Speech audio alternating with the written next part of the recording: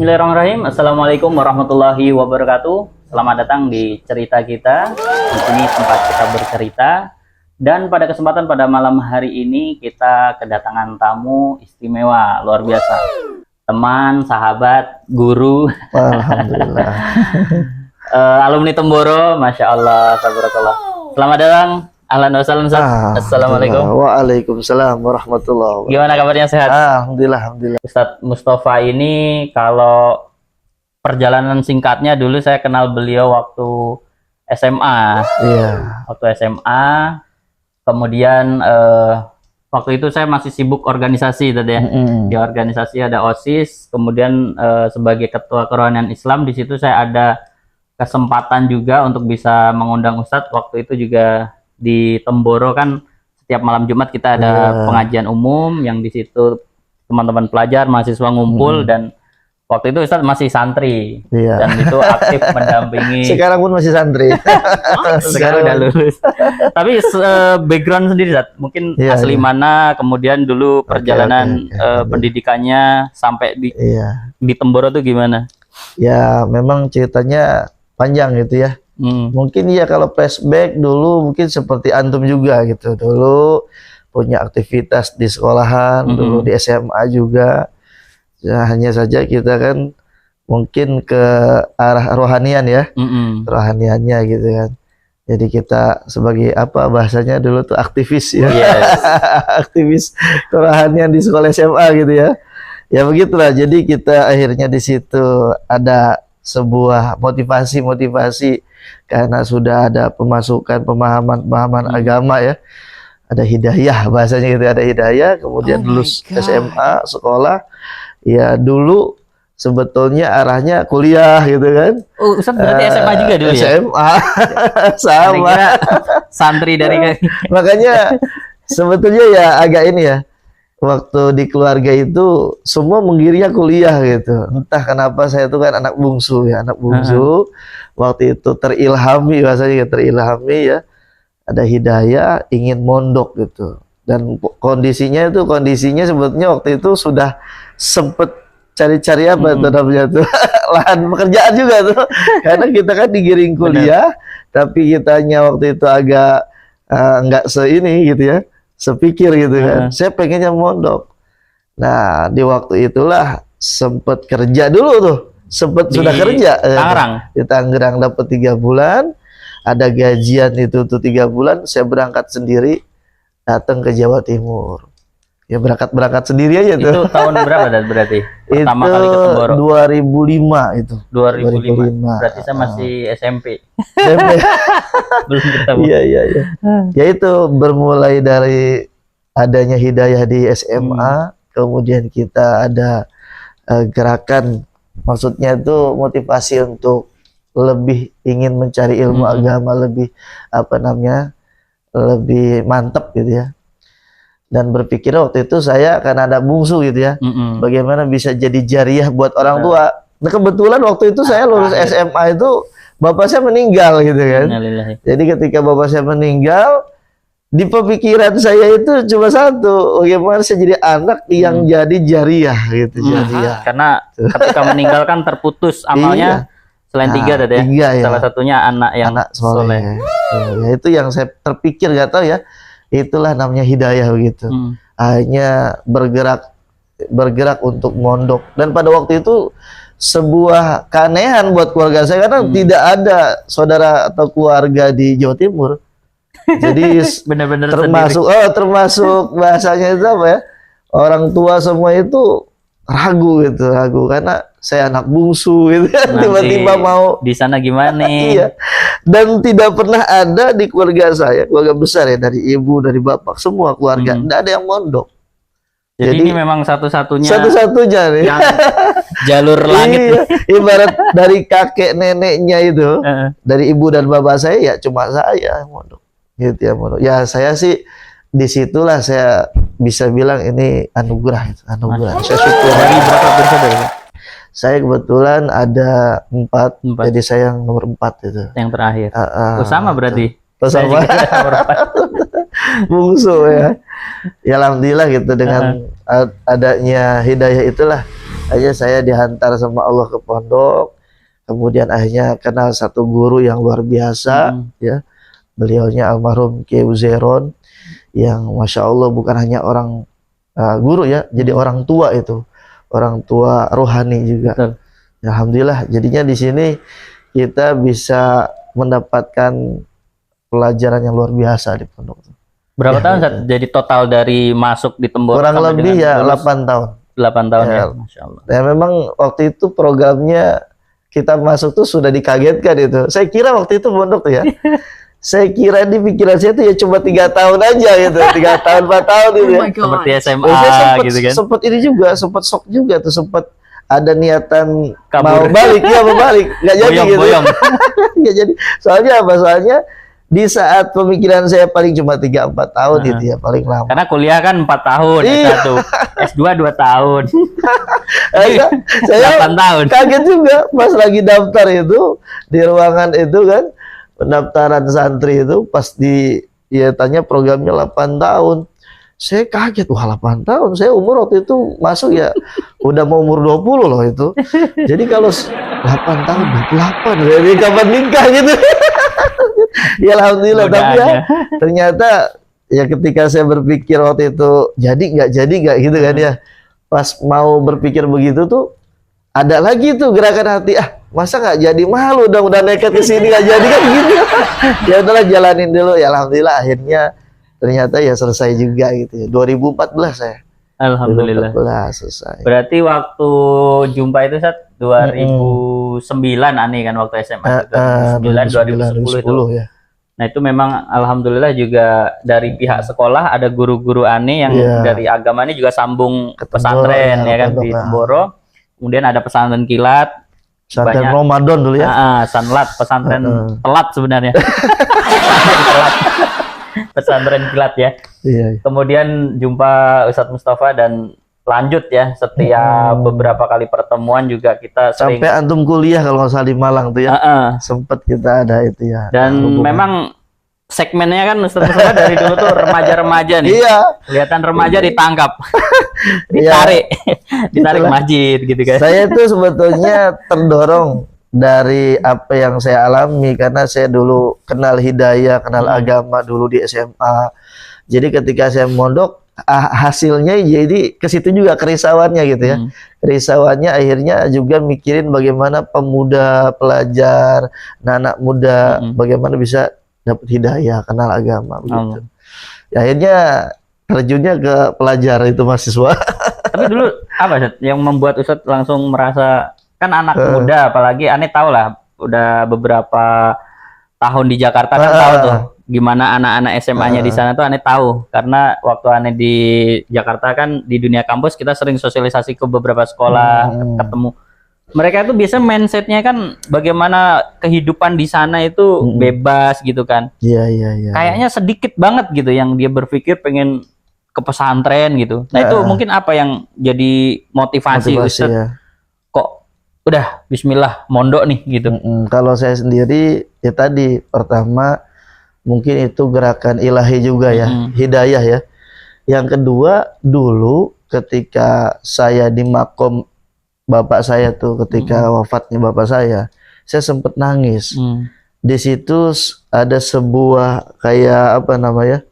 Di pikiran saya tuh siapa ini nanti yang bakal jadi bahasanya tuh jariah atau nolong bapak ini yang udah dikubur gitu ya. Sedangkan saya ngerti gitu, sedangkan saya punya abang gitu ya, punya kakak masih itu jauh. Iya, bisa dibilang masih jauh lah agamanya. Ya, masih awam, bahkan mungkin juga sholatnya belum tertib. Jadi di situ saya tuh mikir agak keras itu. Gimana ya? Jadi bukan gimana eksternal, bukan dari orang bukan tahu. Iya, bukan. Atau jumpa teman-teman. Saya juga sebetulnya nggak ada niat mondok. Saya tuh dalam kehidupan saya nggak pernah ada niat mondok. Tidak pernah ada niat mondok, nggak ada sama sekali. Ya ternyata terdorongnya dari situ gitu.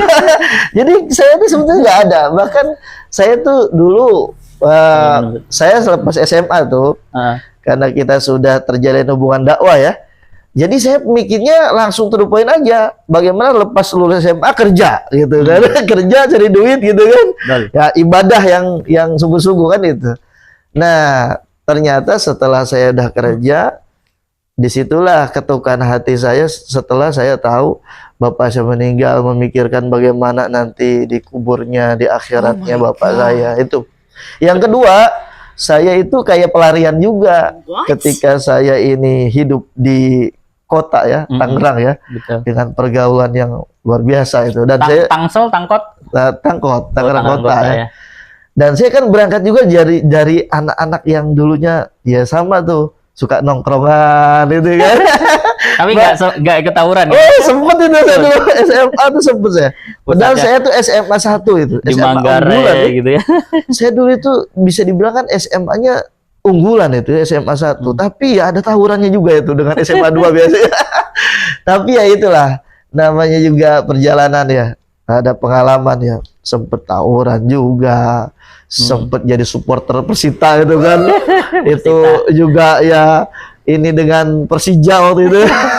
Ya itulah namanya hidayah itu ya luar biasa ya, bisa merubah kondisi keadaan seorang itu yang tadinya jauh dari agama jadi akhirnya bisa dekat dengan agama, jadi kenal dengan agama, bisa amal agama. Dan itulah yang mendorong saya gitu. Ketika saya dilema, ketika sudah dapat hidayah, kok nggak ada ilmu gitu ya, kayak terombang-ambing gitu. Terus bahasanya tuh lari dari keadaan karena nggak bisa nih mengkondisikan ketika di Tangerang kan kita nih berjuang dengan suasana ya. Iya, berat gitu kan. Anak muda yang ke masjid itu langka ya. Betul. Langka sekali. Jadi kita itu punya kawan pergaulan yang masya Allah. Akhirnya saya berpikir, wah saya harus hijrah ini. Harus hijrah dan saya harus mondok gitu untuk apa namanya itu basic ya.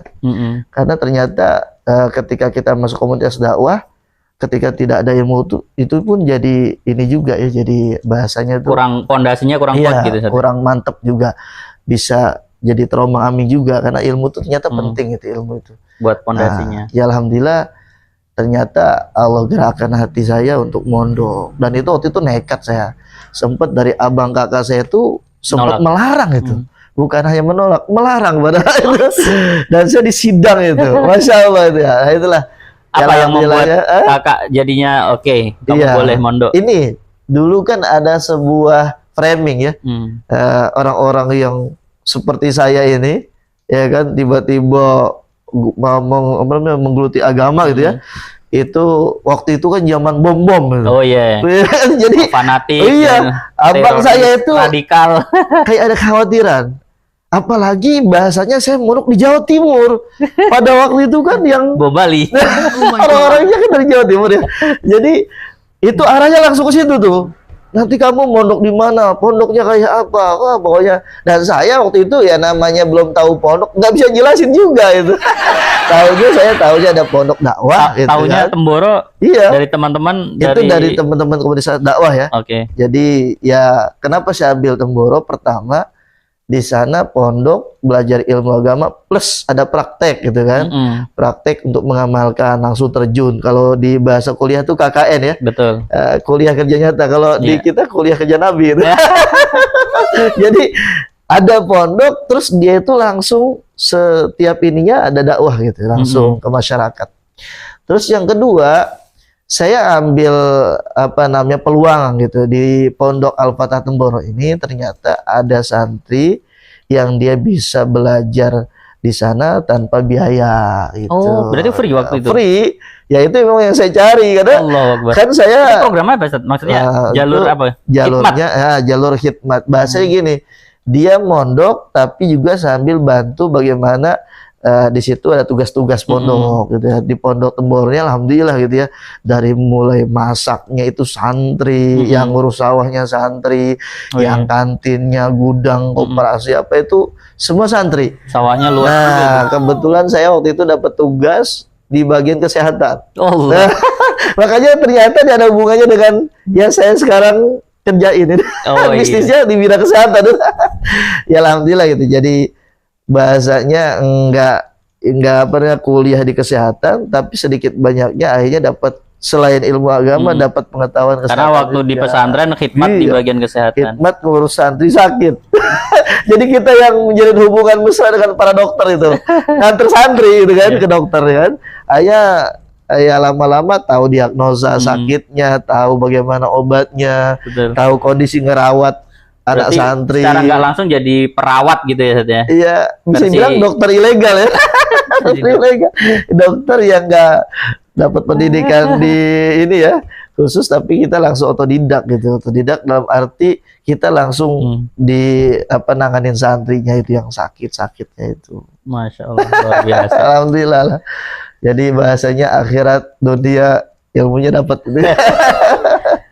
Kalau setelah lulus, Ustaz, kemarin kan Ane sempat lihat Ustaz lama lost contact setelah Ane lulus, so kuliah di Malang, terus lama nggak WA-an gitu kan. Tahu-tahu saya Ane lihat di sosial media, tiba-tiba sampai Kalimantan tuh. Iya, gimana ceritanya? Tugasnya saya sama Allah diantarin Kalimantan, rezekinya disebar ke sono.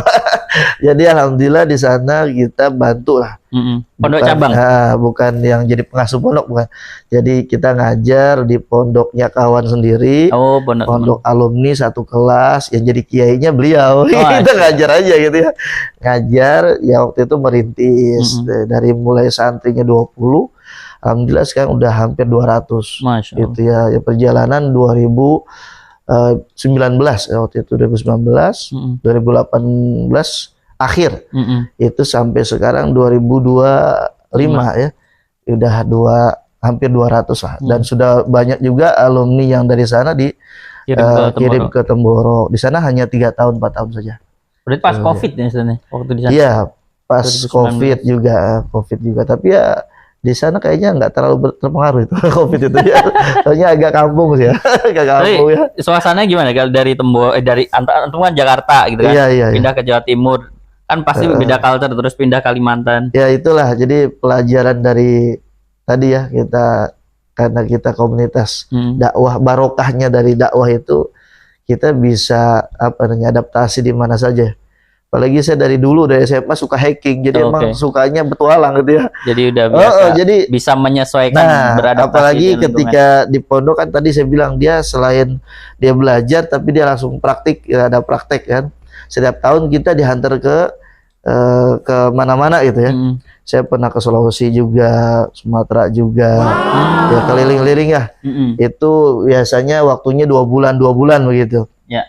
Jadi dapat pengalaman dari itulah. Jadi kita di mana aja tempat bisa gitu, bisa adaptasi lah. Gitu. Ada mistis-mistisnya nggak Kalimantan? Sebetulnya dulu gitu juga. Saya Kalimantan Barat, Ketapang. Ketapang ya.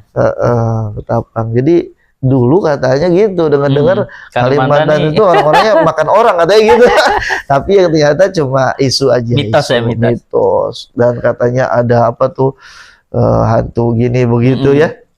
Enggak sih, ya intinya kalau kita itu dalam koridor ya amaliyah yang baik, amaliyah yang dijaga dari pondok, ya kan, aurat-auratnya ya kayak gitu-gitu, enggak terlalu gitu ya.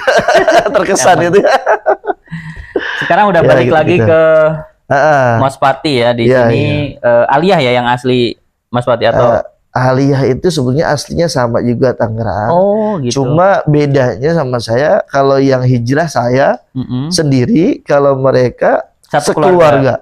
Oh, dari mulai SD, jadi istri saya itu udah mondok di Madiun Dungu sana. Jadi satu keluarga besar itu hijrah ke Mospati, kemudian beli tanah di sana plus rumah gitu.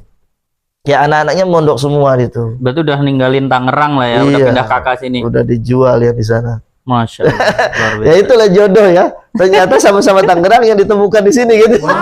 Gak kemana jodohnya, itu Tangerang juga ternyata. Ada lihat kemarin di sosial media, Masya Allah, dianugerahi 3 perempuan dan 1 laki-laki nih, teman-teman cerita kita nih, Masya Allah. Jadi gimana dengan Allah amanahkan 4 anak, Masya Allah, 3 perempuan, 1 laki-laki. Ini kan Masya Allah, aneh aja yang baru 2 gitu. Masya Allah tuh, capeknya, lelahnya. Ya kalau hidup tuh bahasanya, kita sih prinsipnya jangan bilang capek ya. Karena hidup tuh ya untuk seperti itu gitu untuk ya. capek-capek. Iya, jadi kalau kita bilang capek, iya ya memang harus capek gitu ya. Tapi ya kita syukuri aja. Ya kalau saya ngalir aja. Dan memang saya niat emang punya anak banyak gitu. Dulu juga niatnya ingin punya anak banyak gitu. Dan memang lihat saya juga nikah kan sudah umur. Karena kita kan di umur berapa tuh? Umur 29 ya. 28 20 masuk pondok, 8 tahun di pondok. Iya, 28 itu karena saya habis pondok langsung nikah saya tuh. Masya Allah. Enggak lama-lama saya tuh. Jadi gini ceritanya setelah nih pondok selesai, tiba-tiba ya itulah kemudahan demi kemudahan ya. Makanya dengan tadi itu saya bilang sama antum ya, asbab jalur langit. Ya, ada keberkahan surat 1000 dinar ya dikenalnya itu ya. Ya alhamdulillah begitu. Jadi istilahnya di situ sama Allah dibuka aja gitu ya. Gimana tuh? Pengalaman yang luar biasa yang kadang nggak masuk hitungan nalar kita gitu ya. Jadi saya waktu itu mondok, setelah selesai mondok ya kan, dapat tugas dakwah waktu itu 1 tahun gitu kan. Kemudian tiba-tiba ada orang yang nawarin saya gitu ya. Ya ditawarin, tiba-tiba langsung seneng, tiba-tiba langsung nikah gitu. Allah. Dan itu ya ajaib gitu ya. Sedikit punya pengalaman yang jadi kenangan terus itu. Kenapa? Tapi di balik ada orang datang itu kan pasti ada amalan sebelumnya yang tadi Ustaz sampaikan. Itu apakah ada ijazah dari siapa, kemudian amalan dibaca atau seperti apa pengalaman Ustaz? Kalau amalan sih sebetulnya itu memang rutinitas. Kalau amalan rutinitas. Jadi bahasa tadi itu aurat ya. Amalan kita biasa pagi sore. Cuman bahasanya tuh mungkin begini. Kalau saya dapat pemahaman gitu ya. Ya barokah kita mondok, dibimbing guru yang luar biasa. Kita diberi pemahaman yang luar biasa. Dan saya ngambil mantep di ayat ini gitu. Jadi kalau orang bilang kan istilahnya ayat 1000 dinar gitu ya. Ayat 1000 dinar, wow, seringnya tuh orang banyaknya diwiridin gitu ya, ataupun dijadikan baca sekian. Kalau saya nggak begitu. Kalau saya tuh justru pemahamannya gitu ya. Jadi amalan di dalam ayat itu gitu. Jadi alhamdulillah jadi prinsip kita gitu ya. Oh, jadi bukan sekedar dibaca tapi ayat itu artinya itu dipahami. Punya hikmah gitu ya. Kalau nggak salah kan ayatnya yang artinya bagaimana ketika kita bertakwa kepada Allah, begitu. Allah akan berikan solusi dari setiap masalah hidup kita. Itu tepatnya kan surat At-Talaq ya, ayat 2 sampai ayat 3 itu ya. Bunyi ayatnya, a'udzubillahi minasyaitonirrajim, wa may yattaqillaha yaj'al lahu makhraja wa yarzuqhu min haitsu la yahtasib. Ya. Di situ Allah bilang langsung kepada kita dengan sederhana ya, maksudnya itu enggak terlalu kita sulit memikirnya gitu ya. Ya kita langsung kalau kita memikir sendiri. Iya, itu namanya enggak sulit dipahami gitu, langsung bisa dipahami ya. Di situ Allah bilang sama kita, kalau kamu punya hubungan baik dengan aku, ya maksudnya takwa tadi ya. Ya, takwa di situ. Nanti aku akan kasih 2 gitu kan.